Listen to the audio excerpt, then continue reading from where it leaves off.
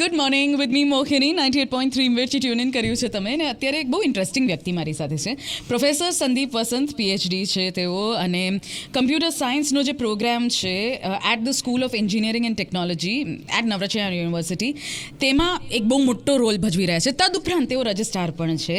22 વર્ષથી એજ્યુકેશનના ફિલ્ડમાં છે. And let me tell you something, બહુ ઓછા લોકો એવા હોય છે જે આ વસ્તુ અચીવ કરી શકે છે. ફૂલ બ્રાઇટ નહેરુ ઇન્ટરનેશનલ સ્કોલરશિપ તેમને 2024-25માં જ મળેલી અને I think we are very very proud to have you hear. હું તો કહીશ ડૉક્ટર સંદીપ નહીં, અમે લોકો હમણાં જ ડિસ્કશનમાં હતા. You know it is very difficult to have people who have a PhD, who have such a lot of academically strong background અને તેઓ ડૉક્ટર યુઝ નથી કરતા એમના નામની આગળ, ખાલી પ્રોફેસર યુઝ કરે છે. શું કામ એ સૌથી પહેલાં તો એ જણાવો, પછી આપણે આગળની વાત કરીએ. Okay, so first of all, thank you, Mohini, thank you, Radio Mirchi, for giving me this opportunity to interact with you and to interact with your listeners. તમે વાત કરી ડૉક્ટર કેમ નથી લખતો, because I follow the American style. અમેરિકામાં જે professors હોય છે they write professors rather than doctor. But there is a funny incident. મેં મારું જ્યારે ડૉક્ટરેટ પૂરું કર્યું, so I was excited like another young people and I mentioned in my nameplate at home as Dr. Sandeep Vasant. અને ત્યારે જ કોઈકને રાતના 11 વાગે જરૂર પડી કે ભાઈ મેડિસિન્સની જરૂર છે અને આવીને એમને મને અપ્રોચ કર્યો અને મારે એમને કહેવું પડ્યું કે ના, હું મેડિસિન ડૉક્ટર નથી, હું તો પ્રોફેસર છું પીએચડીમાં. અને એમના હાવભાવ બદલાઈ ગયા.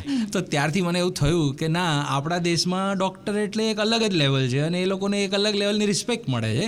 સો let that respect be with the medicinal doctor and I am okay with the Professor Sandeep. That is the story. Thank you. And he is a very very good addition to the Baroda educational community.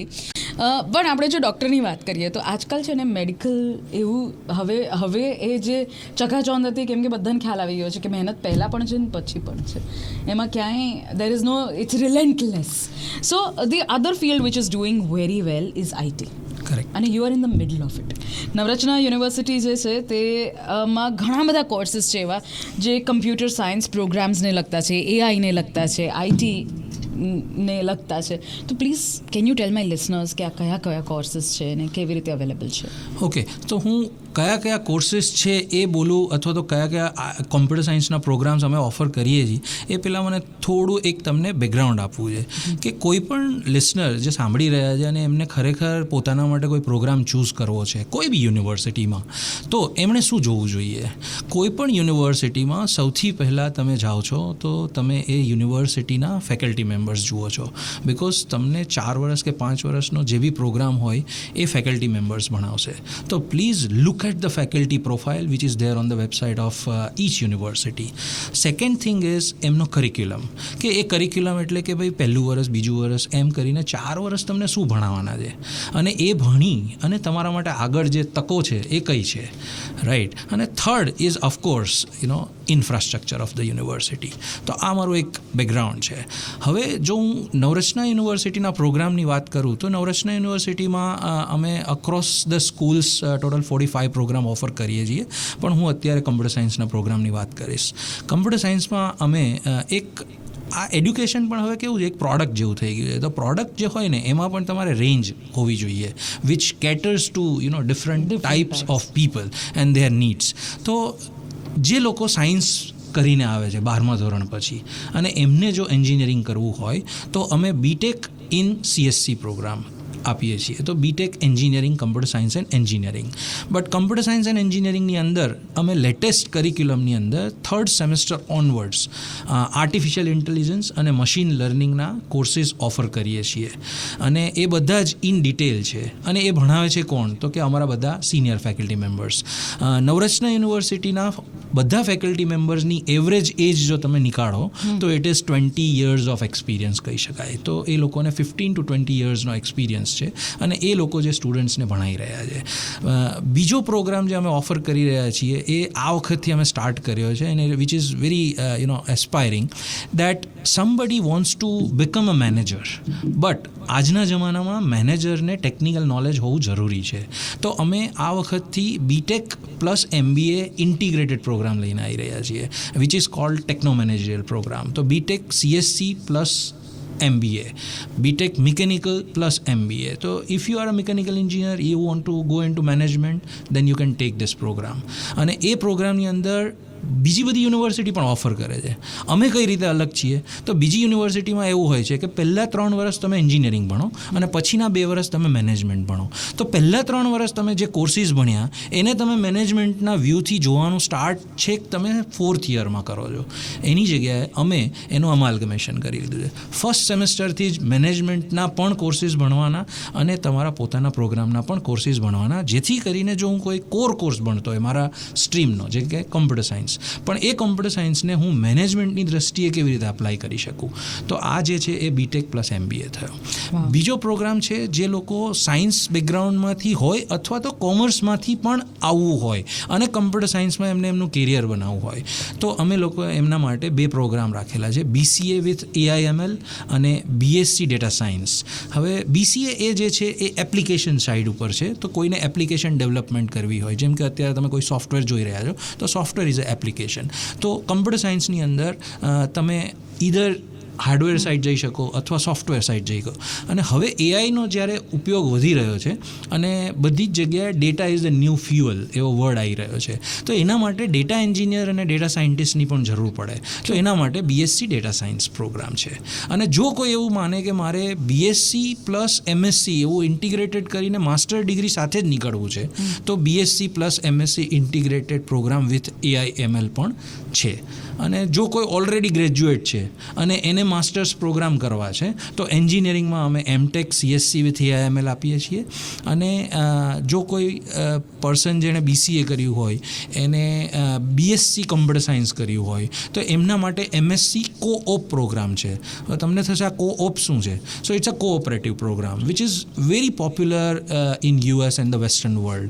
So we have already signed an MOU with 4 different companies of Baroda and Ahmedabad, which is mid-sized companies who are willing to take our students from the second year itself. તો પહેલું વર્ષ અહીંયા ભણે અને બીજું આખું વર્ષ એ લોકો ઇન્ડસ્ટ્રીમાં, જે ઇન્ડસ્ટ્રી એમની સાથે કામ કરવા માંગે છે, એક્સપિરિયન્સ બેઝડ લર્નિંગ, અને એ લોકોને એ દરમિયાન સેકન્ડ યરમાં internship is getting paid. They get paid for that paid internship, અને job is almost secured, and that too with a 4 and 6 lakh, somewhere in between 4 to 6 lakh. અને એ company અમારી સાથે return MOU sign કર્યો છે. That's fantastic. So there is a lot of takeaway out here. અને I think કે વધારે સમજવા માટે જઈને સમજવું એ વધારે વ્યવસ્થિત રહેશે for all the students. Now you interact with a lot of families જે બધા આવતા હોય આપની પાસે એડમિશન્સ માટે, સર. તો what are there main queries? ઘણા આઈ એમ શ્યોર કે તમને 1 કે 2 એવા સવાલ હશે જે દરેક વ્યક્તિ પૂછતું હશે. તો આ ક્વેરીને તમે ફેસ પણ કેવી રીતે કરો? કરેક્ટ. સો પહેલું તો જ્યારે પેરેન્ટ્સ મૂકવા આવે અને જો એમની દીકરી હોય તો એમનો પહેલો ક્વેશ્ચન હોય કે તમારું કેમ્પસ સેફ છે કે નહીં. તો નવરચના યુનિવર્સિટી જે લોકો બરોડામાં છે એ લોકો નવરચના ગ્રુપને જાણે જ છે, પણ છતાંય હું તમને કહું કે અમારા જેટલા સ્ટુડન્ટ્સ છે એમાં મેલ ફિમેલનો રેશિયો જોવા જઈએ તો female is 51% and male is 49%. And even that is true for our faculty members. So we have female faculty members are 51 and 49 is the male. So you can imagine that as it is, it should be a safe campus, then more female are preferring it. Second question એ લોકોનો જ્યારે બી હું computer સાયન્સના પ્રોગ્રામને લઈને વાત કરું તો એ લોકોનો ક્વેશ્ચન હોય કે પ્લેસમેન્ટ તમારું કેવું છે, રાઈટ? તો અમારું પ્લેસમેન્ટ જે છે, અને રિયલિસ્ટિક ફિગર આપીશ તો 80% અમારા બધા સ્ટુડન્ટ પ્લેસ થાય છે અને 20% જે સ્ટુડન્ટ્સ હોય છે, because this is a undergraduate heavy program, તો 20% students are already aspired to go abroad. અને હું જસ્ટ તમને છેલ્લા 2 વર્ષનું એક્ઝામ્પલ આપીશ. તો અમારી એક સ્ટુડન્ટ છે કાવ્યા, એ ગયા વર્ષે યુનિવર્સિટી ઓફ સધર્ન કેલિફોર્નિયા યુએસમાં સિલેક્ટ થઈ. એના પહેલાં અમારે એક બીજો સ્ટુડન્ટ હતો જે ડેટા સાયન્સમાં હતો અને એને George Washington university which is a very top rated university. So અમારા બધા સ્ટુડન્ટ્સ જે છે એ સારી જગ્યાએ, સારી યુનિવર્સિટીમાં માસ્ટર ડિગ્રી કરવા માટે જઈ રહ્યા છે. અને થર્ડ ક્વેશ્ચન આજકાલ બધા પેરેન્ટ્સ બહુ પૂછી રહ્યા છે કે તમારો ઇન્ટરનેશનલ એક્સચેન્જ છે કે નહીં. તો as you know mentioned in my introduction that I am a Fulbright scholar, so my host institute is Notre Dame University. So last year only we have signed an MOU for the Navrachna University with Notre Dame University for a semester exchange program. So now our students has the facility to go and spend one semester abroad in Notre Dame University, and all those credits will be transferred to their degree in Navrachna University. Wow, amazing. બહુ જ સરસ કહેવાય આ વસ્તુ. સો I feel કે સાચા એજ્યુકેશનલિસ્ટ એ હોય કે જે ખાલી પોતાના એજ્યુકેશન વિશે ના વિચારે, પણ જે નેક્સ્ટ જનરેશન આવી રહી છે તેમનું education. So your host institution you just made sure કે they become a part of the ecosystem of Navrachana. So that is amazing out. Yeah, thank you.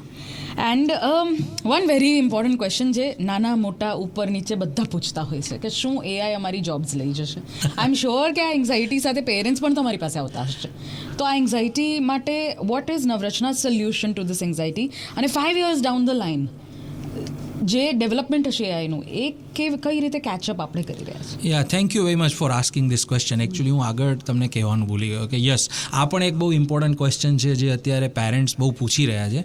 As a computer science person કદાચ હું એને એટલું ધ્યાન ના આપતો હોય, પણ યસ, જે લોકો એડમિશન લઈ રહ્યા છે અને અત્યારે જે માહોલ છે, તો હું તમારો જે આ ક્વેશ્ચનનો જવાબ છે ને એને થોડો વિસ્તારથી આપીશ. કે હમણાં તમે છેલ્લા 6 મહિનાથી જોયું હોય તો એક એન્થ્રોપિક નામનું એક બહુ મોટું તોફાન આવ્યું છે, રાઈટ, આઈટી કંપનીઝની અંદર. યુએસની અંદર એ કંપની છે જેણે પોતાના ક્લોડ નામના પ્રોડક્ટથી ધૂમ મચાવી છે.